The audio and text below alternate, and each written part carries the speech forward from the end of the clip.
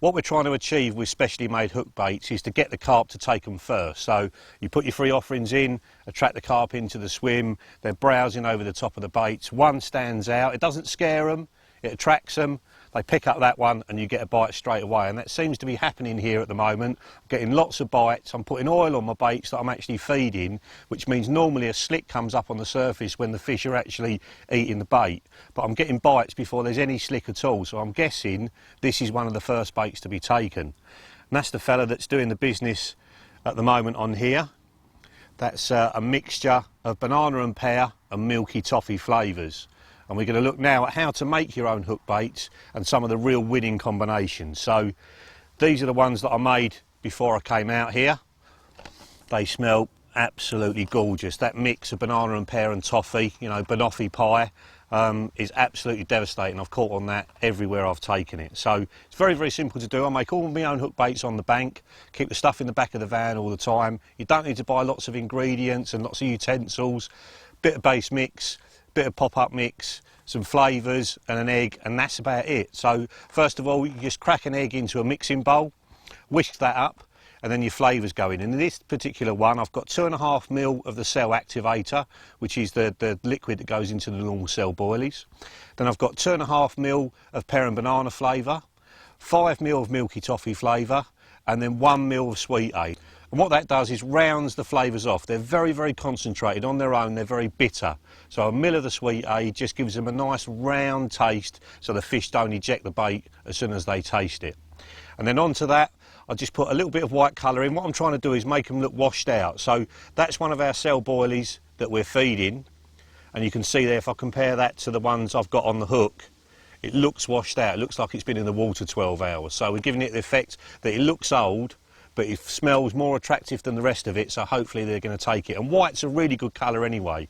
Get loads of bites on white anywhere I go, whether it's clear water or murky. A little tiny bit of white to give them that sort of creamy colour is absolutely perfect. So you mix all of that up, really mix it thoroughly.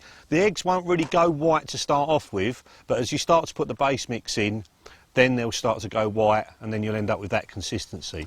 And the blend of base mixes is really important. So one of the ingredients is that fella, the Polaris pop-up mix. Normally you'd mix that with eggs and flavour and create a pop-up. But what I'm doing is blending that with a bottom bait mix to create a slow sinker, so it only just pops up to the surface, and with a hook on it, the hook will lay flat on the bottom and the bait will just be hovering above it. So I've worked on this quite a bit, and I found that 2 parts of this to 1 1/4 parts of bottom bait mix gives you a nice slow sinker. So basically mix that together in a bag and then put a load of air in the bag and then shake it up so it's thoroughly mixed. If you don't mix it thoroughly, then you'll get some of them that will float really quickly and some that won't float at all. So to get it nice and consistent, give it a proper shake up and add that to your eggs and your flavour that you've already whisked up, a little bit at a time. So make it like a sloppy soup to start off with. You'll see the white colour start to go through it. Add more and more and just keep whisking it with a fork until it goes really sticky. Add more powder, and then I swap to a spoon so I can really push it into the bowl and really mix it through thoroughly. And when it won't stick to the spoon anymore, then I add a little bit more base mix and then just start kneading it with my hands to get to a nice soft dough. So it's not really tacky, but it's not crumbly, it's not breaking up. It's just like a nice soft mix. And then it's very important, if you're doing your baits outside, put it in a plastic bag and then just do the plastic bag up at the top, and that stops it drying out. This stuff can dry out very quickly in the open air, and sometimes I'll even add more water to it and then knead it back through it again just to soften it up so it rolls really well. And then obviously I'm just rolling the baits, pinching a bit off, and I find if you just wet your fingertips and pinch a little bit of mix off and then roll it, it rolls just that little bit better.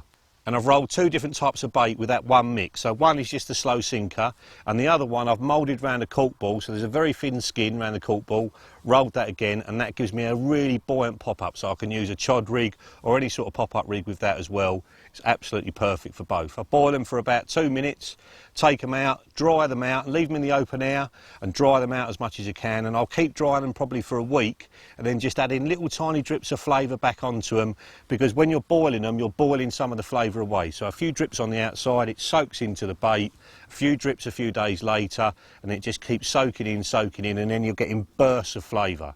So that's how to make them. Let's have a look at a couple of the others. They look like classic bonbons, but I assure you they don't taste like them. That's got squid and some fruits in it as well, plus a little bit of peachade, which is like sweet aid with a peach flavour in it as well. A little bit of white colouring and a little bit of red, gives you that lovely pink sort of washed out colour. That's an absolutely brilliant colour as well. I've found on Gigantica, the banoffee ones are doing more bites than the pink ones. So I've got all rods on banoffee now, and that's another thing worth doing. Spread them out on your different rods, see which one gets the bites, and then swap all rods to that. And then these other washed out ones as well that I've got here, again, just a tiny little bit of white colouring in there, and that's got 4 different fruits in it. Got a little tiny bit of grape, tangerine, orange and pineapple, and really it's limited by your own imagination. Put whatever you want in them, and as long as you keep to probably 5 to 10 mil per egg, it really doesn't matter what the combination is. Put tuna with a fruit and see how it works. It might be brilliant. And the more different flavours you've got bits coming out that way from the bait, you've got bits going straight up, because all the flavours will be on different bases, so each one's doing a different thing and giving you more chances to get a bite.